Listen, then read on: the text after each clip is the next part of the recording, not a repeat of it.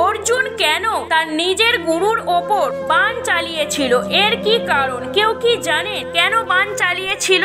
না জানলে এই ভিডিওটি আপনাদের জন্য। চলুন জেনে নিই। কুরুক্ষেত্রের যুদ্ধে একদিন শ্রীকৃষ্ণ স্বয়ং তার দেবীর শক্তি দিয়ে একটি বিশাল দানব রূপ ধারণ করেছিলেন, যাতে অর্জুনের সত্যিকারের বিশ্বাসের পরীক্ষা হয়। দানবটি গ্রামে ধ্বংস করছে দেখে অর্জুন তীর ছুঁড়েছিলেন, কিন্তু সেই তীর কৃষ্ণকে আঘাত করলো।